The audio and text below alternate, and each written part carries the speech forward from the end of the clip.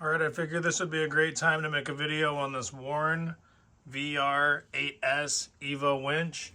I'm going to go through just a couple things I learned about it by looking at the instructions, and I'll just go through it briefly. If you're setting one of these up, it has a wireless remote and a manual remote. You'll notice over here the instructions are pretty simple on that. But the things that I want to show you here in just a minute are how to take the cover off. It has 4 bolts under here, which you need to take off. And if you take all the rope out, if you loosen the clutch and pull the rope out, you'll be able to access that. You'll be able to get this off. So I'll pull this off. That's what it looks like. You have to take one plug off right there. And after you unbolt it, this little body will come off like this. So I had it flipped upside down to get all the bolts off. That's what it looked like. So you'll be able to get those 4 Allen bolts out right through the bottom right here. And then you can get this off. Next over here, they have this small ground wire that goes to this post. And if you have your 48-inch negative cable supplied, that would be the negative cable that you would put onto this post. And this red one would go to your vehicle, positive, and this black one will go to your negative on your vehicle. And it is recommended that you pull these boots off, which I did. And they're color coded.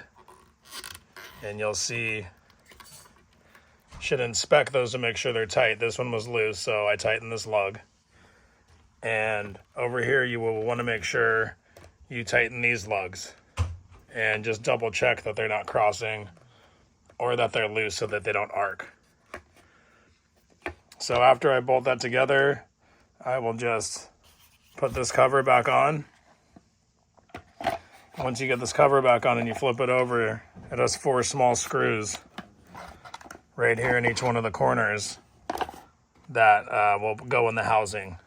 So you can't get this off of this block until you take the block off first.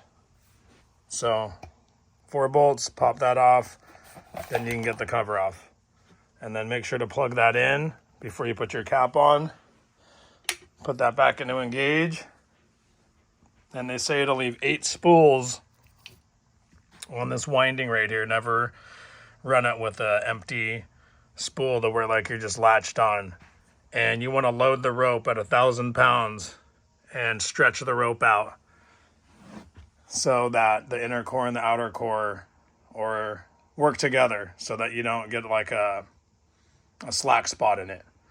So, and also you can get your rope to bind while you're wrapping it up. So you're supposed to pull the whole thing out and then pull your truck in under a load. So basically that's it. Those are the things that I learned about how to hook it up. So if you're wondering how to do it, just go ahead. Basically pull all your rope out, pull the 4 screws off, pull the other 4 off, check all your lugs. It's like 7, add your negative cable, put it back together, and you should be on the road. All right, hopefully you enjoyed the video. See you on the next one.